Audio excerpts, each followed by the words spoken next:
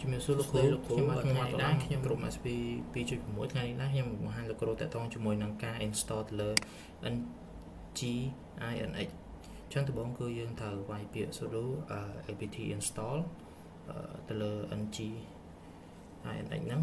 /y ទៅដើម្បីធ្វើការ install ចឹងធ្វើការរងចាំមួយទុះដើម្បីវា install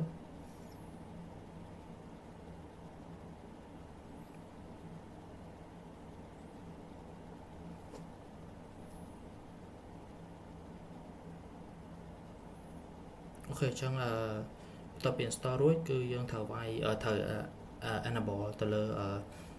NGINX ហ្នឹងចឹងធ្វើការ active វាហើយបន្ទាប់ពីយើងបើក active វាហើយគឺយើងនឹងធ្វើការឆែកទៅលើ status របស់វាថាតើវាបានបើកហើយនៅចឹងយើងវាយ command ហ្នឹងមក sudo status អូខេចឹងវាបង្ហាញមកថាគឺអ្វីដែលយើងបាន install ហ្នឹងគឺវាកំពុងតែ active គឺ NGINX ហ្នឹងបន្តមកទៀតគឺ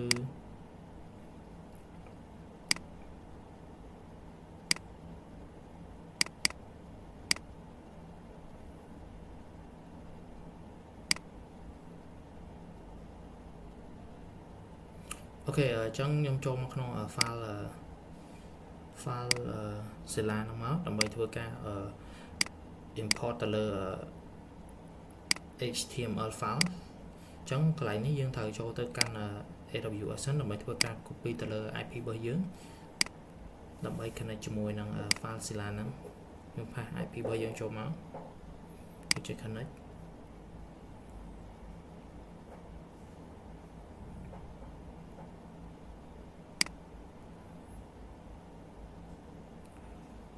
អូខេចឹង connect បានជោគជ័យហើយចឹងបន្តមកទៀតយើងចូលទៅកាន់ស្វែងរកទៅលើ folder www ដែលវាមាននៅទីតាំងនៅក្នុងscroll ចុះទៅក្រោមចូលទៅ VAR មកហើយបន្តមកទៀតគឺ www ហើយចុចលើ folder HTML ដើម្បីធ្វើការ import ទៅលើ HTML file របស់យើងចឹងក្នុងនេះវាមានតែ HTML file របស់ NGINX ដែលយើងបាន install មិញ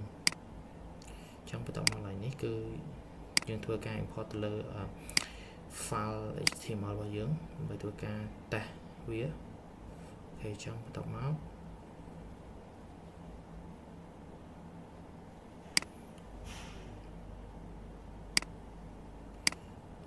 កន្លែងនេះដូចជាមានបញ្ហា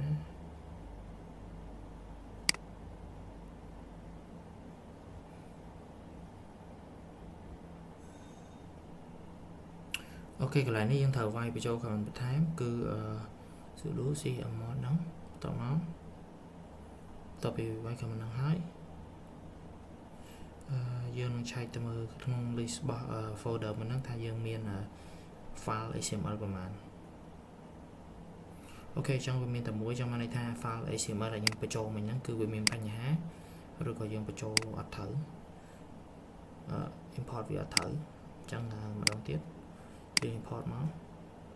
ចឹងបញ្ហាមិញហ្នឹង import អត់ចូលដោយសារតែខ្ញុំអត់បានវាយ command បន្ថែមតែ command បន្ទាប់ហ្នឹងគឺ cmod មិញហ្នឹងគឺអត់បានវាយអាហ្នឹងចឹងដល់ពេលដែលយើង import HTML file ចូលទៅគឺវាអត់ដំណើរការវាអត់បង្ហាញនៅក្នុង folder ហ្នឹងចឹងអូខេដល់ពេលដែលលីកម្ដងទៀតគឺយើងបានឃើញគឺ file HTML ដែលខ្ញុំបញ្ចូលមិញគឺទទួលបានជោគជ័យ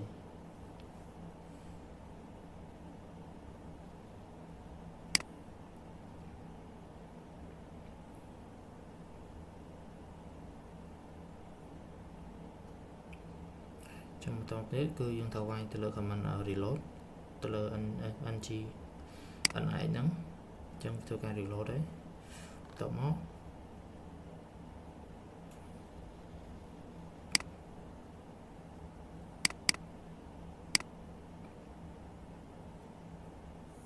អូខេចូលមកដល់ AWS កន្លែង AWS នេះគឺយើងត្រូវ